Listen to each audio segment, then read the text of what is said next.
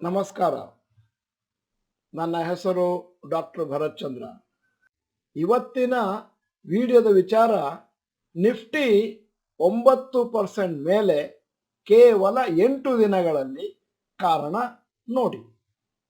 Nifty ಮತ್ತು ಸೆನ್ಸೆಕ್ಸು ಕಳೆದ ಕೆಲವು ದಿನಗಳಲ್ಲಿ ಭಾರೀ ಚೇತರಿಕೆಯನ್ನು ಕಂಡಿದೆ. ನಿಫ್ಟಿ 15,863 ಟಚ್ ಆಗಿತ್ತು 7ನೇ ತಾರೀಕು ಮಾರ್ಚು. ಮತ್ತೆ ಯುದ್ಧ ಮುಂದುವರಿತಾ ಇದ್ದ ಕಾರಣದಿಂದಾಗಿ ಮಾರುಕಟ್ಟೆ 15,500 15,000ಕ್ಕೆ ಹೋಗುವಂತ ಎಲ್ಲ ಸಂಭವಗಳು ಕೂಡ ಇದ್ವು. ಅಲ್ಲಿಂದ ಮುಂದೆ ಒಂದು ದೊಡ್ಡ ಅಪ್ ಟ್ರೆಂಡ್ ಸ್ಟಾರ್ಟ್ ಆಗಿದೆ.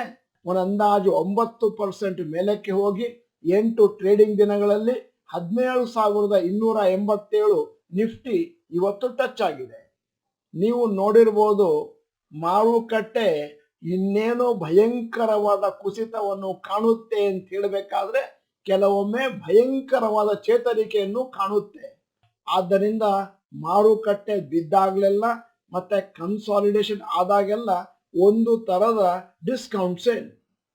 ಈಗ ಮಾರುಕಟ್ಟೆ ಮೇಲೆ ಹೋಗ್ಲಿಕ್ಕೆ ಕಾರಣಗಳು: ಮೊದಲನೇದ್ದು ಉಕ್ರೇನ್ ಮತ್ತು ರಷ್ಯಾದ ಯುದ್ಧದ ಸನ್ನಿವೇಶದಲ್ಲಿ ಒಂದಷ್ಟು ಬದಲಾವಣೆ ಮತ್ತು ಇಂಪ್ರೂವ್ಮೆಂಟ್. ಇಡೀ ಪ್ರಪಂಚದಲ್ಲಿ ಷೇರು ಮಾರುಕಟ್ಟೆ ಭಾರಿ ಕುಸಿತ ಕಂಡಿತ್ತು. ನಿಫ್ಟಿ 17,780ರಿಂದ 15,863 ಒಂದು ತಿಂಗಳಲ್ಲಿ ತಲುಪಿತ್ತು. 11% ಕೆಳಗೆ ಬಿದ್ದಿತ್ತು. ಕಾರಣ ಉಕ್ರೇನಿನ ಯುದ್ಧ. ಆದರೆ ರಷ್ಯಾ ಸದ್ಯಕ್ಕೆ ತನ್ನ ಆಕ್ರಮಣವನ್ನು ಸ್ವಲ್ಪ ಕಮ್ಮಿ ಮಾಡಿದೆ. ಮತ್ತೆ ರಷ್ಯಾಕ್ಕೆ ಬೇಕಾದಷ್ಟು ಸ್ಯಾಂಕ್ಷನ್ಸ್ ಬಂದಿದೆ ವೆಸ್ಟರ್ನ್ ಕಂಟ್ರೀಸ್ ಇಂದ. ಅದರಿಂದಾಗಿ ಯುದ್ಧದ ಇಂಪ್ಯಾಕ್ಟ್ ಉಕ್ರೇನಿನ ಮೇಲೆ ಸ್ವಲ್ಪ ಕಮ್ಮಿ ಆಗಿದೆ. ಅಷ್ಟೇ ಅಲ್ಲದೆ ಉಕ್ರೇನು ಮತ್ತು ರಷ್ಯಾದ ಅಫಿಷಿಯಲ್ಸ್ ಒಂದು ತರದ ಡಿಸ್ಕಷನ್ ಅಲ್ಲಿದ್ದಾರೆ. ಮತ್ತೆ ಒಂದು ಅಗ್ರಿಮೆಂಟ್ಗೆ ಬರುವಂತ ಚಾನ್ಸಸ್ ಕೂಡ ಇದೆ. ಅದರಿಂದಾಗಿ ಮಾರುಕಟ್ಟೆ ಭಾರೀ ಚೇತರಿಕೆಯನ್ನು ಕಂಡಿದೆ. ಈಗ ಎರಡನೆಯ ಕಾರಣ ಕಚ್ಚಾ ತೈಲದ ಬೆಲೆ ಕೆಳಗೆ ಬಿದ್ದದ್ದು. ಕಚ್ಚಾ ತೈಲದ ಬೆಲೆ ಒಂದು ಬ್ಯಾರೆಲ್ಗೆ $70ರಿಂದ ಅದು ಡಿಸೆಂಬರ್ ಅಲ್ಲಿ ಈಗ ಅಂದಾಜು $139ಗೆ ತಲುಪಿತ್ತು ಮಾರ್ಚ್ 9ರಂದು. ಆಮೇಲೆ ಯುದ್ಧದ ಸನ್ನಿವೇಶ ಒಂದಷ್ಟು ಬದಲಾವಣೆ ಆಯಿತು. ಮತ್ತೆ ಆಯಿಲ್ ಪ್ರೈಸು 102ಕ್ಕೆ ಬಿತ್ತು. ಅದಾದ ಮೇಲೆ ಕಚ್ಚಾ ತೈಲದ ಬೆಲೆ $102ಗೆ ಬಿತ್ತು. ಈಗ ಸದ್ಯಕ್ಕೆ 90ರಿಂದ 100ಕ್ಕೆ ಬರುವ ಚಾನ್ಸ್ ಇದೆ ಮುಂದಿನ 7ರಿಂದ 10 ದಿನಗಳಲ್ಲಿ. ಕಚ್ಚಾ ತೈಲದ ಬೆಲೆ ಇಳಿಕೆಯಾಗುವುದು ಬಹಳಷ್ಟು ದೇಶಗಳಿಗೆ ಒಂದು ಸಂತಸದ ಸುದ್ದಿ, ಅದರಲ್ಲೂ ಭಾರತಕ್ಕೆ. ಯಾಕಂತಂದ್ರೆ ನಾವು ಕಚ್ಚಾ ತೈಲವನ್ನು ದೊಡ್ಡ ಪ್ರಮಾಣದಲ್ಲಿ ಆಮದು ಮಾಡ್ಕೊಳ್ತಾ ಇದ್ದೇವೆ. ಈಗ ಮೂರನೆಯ ಕಾರಣ ಷೇರು ಮಾರುಕಟ್ಟೆಯ ಚೇತರಿಕೆಗೆ.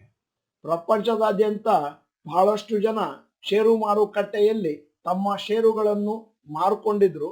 ಮತ್ತೊಂದಷ್ಟು ಜನ ಷೇರು ಮಾರುಕಟ್ಟೆ ಕೆಳಕ್ಕೆ ಬಂದಾಗ ಪರ್ಚೇಸ್ ಮಾಡಲಿಕ್ಕೆ ಪ್ರಾರಂಭ ಮಾಡಿದ್ರು. ಭಾರತದ ಮಾರುಕಟ್ಟೆಯಲ್ಲಿ ಬೇಕಾದಷ್ಟು ಒಳ್ಳೆಯ ಬ್ಲೂ ಚಿಪ್ ಕಂಪನಿಗಳಾದ HDFC, ಏಷ್ಯನ್ ಪೇಂಟ್ ಇತ್ಯಾದಿ ಬಹಳ ಕೆಳಕ್ಕೆ ಹೋಗಿತ್ತು ಫೆಬ್ರವರಿಯಲ್ಲಿ.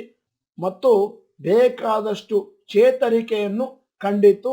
ಯಾಕಂತಂದ್ರೆ ಅದು ಲೋಯೆಸ್ಟ್ ಪ್ರೈಸ್ಗೆ ಹೋಗಿತ್ತು.